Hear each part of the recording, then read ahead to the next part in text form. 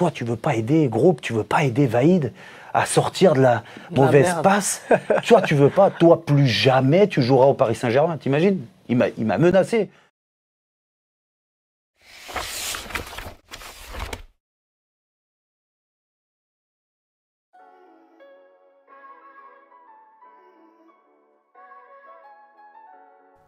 Deuxième du classement à l'issue de la saison 2003-2004, le PSG va enfin retrouver la Ligue des Champions.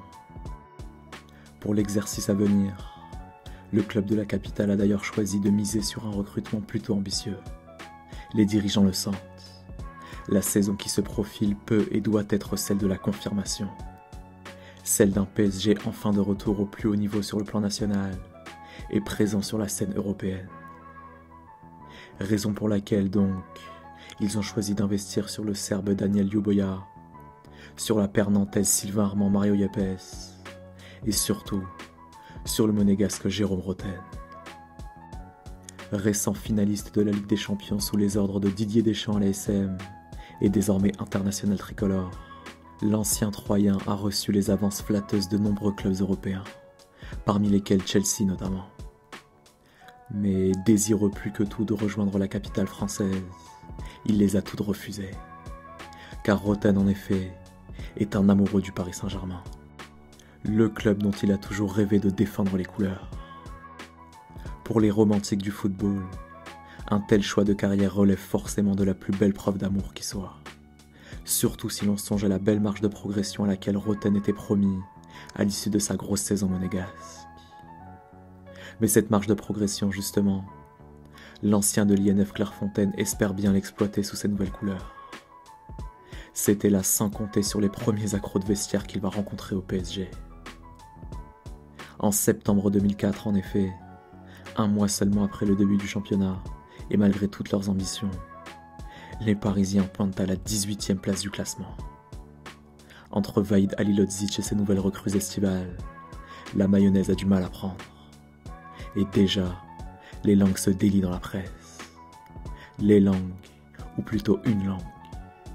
Celle d'un joueur anonyme, régulièrement cité par la presse, et qui ne cesse de dévoiler les coulisses du malaise parisien, pointant notamment du doigt les méthodes d'entraînement de coach Vaïd, et même la volonté des joueurs de voir partir leur entraîneur. En un mot, il y a une taupe, quelqu'un dans les vestiaires du PSG qui balance. Conjugué au début de saison catastrophique du club parisien, les fuites incessantes à travers la presse finissent par dégrader l'atmosphère de travail. Au camp des loges, les nerfs sont tendus, précisément ceux de Vaïd Halilodzic, alors au bord de la parano. Un matin par exemple, alors que les joueurs débarquent sur la pelouse du camp des loges pour s'entraîner, le coach bosniaque prend à part son capitaine, José-Pierre Fanfan. Et aussitôt il lui lance: il y a une taupe au PSG. Avec Pedro Paoletta, vous allez me le trouver. Sinon, on ne s'entraîne pas aujourd'hui. Un jour là encore, peu avant une séance d'entraînement, les Parisiens s'en vont machinalement saluer leur entraîneur. Mais au moment de serrer la main de ce dernier, tous constatent avec stupeur que Vaïd a choisi de boycotter les salutations aujourd'hui. Fabrice Pancrate se souvient. J'arrive dans le vestiaire, se souvient-il. Je vais pour dire bonjour à Vaïd. Et là, il retire sa main en disant: ah non, il y a une taupe ici. Moi, je ne serre pas la main. Et pareil avec tous les joueurs et le staff. Je revois encore Bernard Mendy arriver. Bonjour coach. Ah non, je ne serre pas la main. Pour beaucoup de joueurs parisiens, la scène est proprement surréaliste. Pour identifier la taupe en tout cas, un nom finit par se dégager peu à peu. Celui de Jérôme Rotten justement. Réputé pour sa grande gueule en interne, l'ancien monégasque n'a en effet pas eu sa langue dans la poche au moment de dire à ses coéquipiers ce qui allait et ce qui n'allait pas. Capable par exemple d'insulter feu Modeste Mbami en plein match de Ligue des Champions pour un ballon perdu. Une franchise qui lui a d'ailleurs été parfois reprochée par certains membres du vestiaire parisien. Mais s'il ne niera jamais ne pas s'être entendu avec Halilodzic, jusqu'au bout, Rotten niera malgré tout être la taupe du vestiaire parisien. Mais bien des années plus tard, Coach Vaïd, lui, affirmera au magazine SoFoot avoir identifié non pas une, mais 2 taupes au total. Et parmi elles, assure-t-il, il y en a un qui aujourd'hui passe son temps à parler dans la radio. Roten, tout le monde le sait. Les taupes, tout ce qu'elles veulent, c'est des bonnes notes dans les journaux.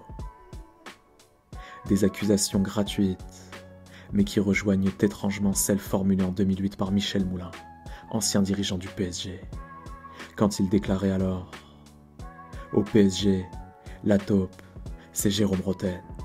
C'est un peureux, un non-joueur. Il dribble en reculant.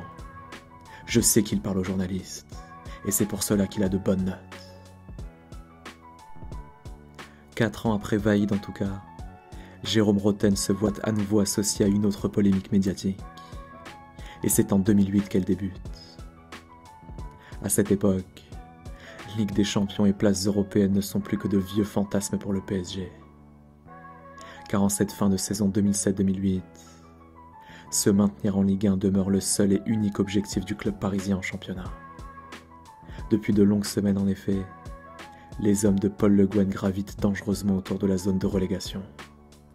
Face à cette urgence, les 2 finales de Coupe nationale qu'ils ont réussi à atteindre, Coupe de la Ligue et Coupe de France, semblent presque anecdotiques. Car si d'aventure le PSG venait à descendre en Ligue 2, la survie même du club serait alors en jeu. C'est dans ce contexte qu'au printemps 2008, Daniel Echter, l'ancien président du PSG, dévoile au site d'information Rue 89 une curieuse information. Certains joueurs, affirme-t-il, ont réclamé à la direction de toucher des primes de maintien. Quelque temps plus tard, le Parisien confirme l'information. Et mieux encore, va même jusqu'à citer les noms des joueurs désignés par le groupe pro pour formuler la demande auprès d'Alain Kézak, le président du PSG. Il s'agirait de Sylvain Armand et de Jérôme Roten. Toujours d'après le Parisien, les joueurs ont émis cette demande par souci de compétition vis-à-vis de Sochaux et de Strasbourg, les concurrents directs du PSG dans la course au maintien. Des concurrents qui, eux aussi, auraient promis des primes de maintien à leurs joueurs. Dans le microcosme du football français, l'information fait rapidement l'effet d'une bombe. À beaucoup de supporters parisiens, elle fait se poser une question. Mais comment des joueurs pro peuvent-ils bien avoir le culot de réclamer des primes de maintien, alors même que leur niveau de salaire est déjà digne des clubs les plus prestigieux du championnat de France, et alors même qu'ils réalisent jusque-là une saison catastrophique? Apprenant cette requête, Sébastien Bazin, représentant de l'actionnaire Colony Capital, l'aurait d'ailleurs rejeté en bloc, indigné par autant de désinvolture de la part de ses salariés. Interrogé sur le sujet, Jérôme Roten en tout cas dément fermement. Enfin presque. Ni lui, ni Armand, ni aucun autre joueur parisien n'a réclamé de primes de maintien, certes. Ces primes pourtant, avoue-t-il, ont bel et bien existé, sur proposition non pas des joueurs, mais de Michel Moulin lui-même, le conseiller sportif du PSG. Et de fait, après s'être maintenu à la toute dernière journée du championnat, à Sochaux, tous l'ont obtenu. Je pense que cette prime était déplacée pour un club comme le PSG, admet-il aujourd'hui. Après, on l'avait prise. On était bien content de l'avoir. Mais dans ces clubs-là, je trouve cela complètement déplacé. Par pudeur sans doute, personne en revanche ne dévoilera jamais le montant exact de ce genre de prime. Pas publiquement en tout cas. Quoi qu'il en soit, 3 ans après le maintien débutera donc au PSG la fameuse ère QSI, faisant ainsi basculer le club parisien dans une autre planète d'un point de vue économique. Côté marseillais, l'éternel fantasme du rachat a longtemps rythmé la vie du club lui aussi. En 96 déjà, quand, au lendemain de la fameuse affaire VA-OM, la mairie de Marseille doit décider de l'identité du futur repreneur, c'est le groupe américain IMG McCormack qui semble pouvoir rafler la mise. Spécialisé dans l'événementiel, IMG cherche en effet à s'implanter dans le championnat de France. Avec la mairie, rien n'a encore été signé, certes, mais un accord oral a déjà été trouvé. L'opération est donc en bonne voie. Juste une question de temps, pense-t-on alors. Le temps d'obtenir la réponse définitive de Jean-Claude Gaudin et de signer les papiers. Pour anticiper la saison prochaine, IMG demande malgré tout l'autorisation à la mairie de désigner un nouvel équipementier sportif pour le club. Le contrat avec la marque japonaise Mizuno arrivant à son terme. Autorisation accordée. Parmi les marques intéressées, Nike propose alors à IMG un contrat de sponsoring 2 fois supérieur à celui proposé par Adidas. Naïvement, les Américains acceptent donc de signer avec Nike. La marque à la virgule est même invitée à venir sur place, à Marseille, pour commencer à travailler sur la future collection. Le groupe IMG l'ignore, mais en optant pour Nike, il vient de commettre une très grave erreur d'appréciation. Car Adidas de son côté peine à digérer l'échec de la négociation olympique de Marseille. En habillant l'OM en plus du PSG, Nike détiendrait en effet les 2 plus gros marchés du football français. Une hypothèse à laquelle Adidas refuse de se résoudre. Ainsi, hasard ou non, quelques jours après le gain du marché OM par Nike, Jean-Claude Gaudin prévient les dirigeants d'IMG. Ils ne rachèteront pas le club phocéen. Pourquoi ? Parce que l'OM, justement, vient d'être cédé à Robert Louis Dreyfus, qui n'est nul autre que le propriétaire d'Adidas. La collection Nike de l'Olympique de Marseille ne verra donc jamais le jour. Et de fait, plutôt qu'une virgule, ce seront finalement les 3 bandes qui viendront orner la tunique olympienne désormais. Belle ironie de l'histoire, en cette fin de décennie 90, Adidas offrira au club marseillais quelques-unes des plus belles collections de maillots et de survêtements de son histoire, notamment lors de la saison 98-99, celle du centenaire de l'Olympique de Marseille. Mais en matière de rachat, la palme de l'insolite doit sans conteste être attribuée à l'inégalable Jack Kashkar. Derrière ce nom, un mystérieux homme d'affaires syrien de naissance, qui cumule alors les nationalités libanaise, arménienne et canadienne. Officiellement, il a fait fortune dans l'industrie pharmaceutique. Mais un beau jour, il est tombé amoureux de l'Olympique de Marseille, au point de vouloir racheter ce club. Avec RLD, il est alors question d'un accord à 115 millions d'euros. Une somme que Kashkar prétend réunir sans aucun problème, documents bancaires à l'appui. Une fois de plus, la vente n'est qu'une question de détail et de temps. Et en attendant, l'homme d'affaires canadien s'affiche librement aux côtés des joueurs du groupe pro et même de Pape Diouf, le président du club.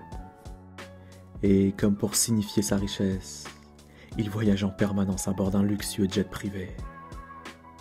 Un soir de Coupe de France face à Lyon, Kashkar va même jusqu'à fêter la victoire olympienne dans les vestiaires du Vélodrome, caméras à l'appui.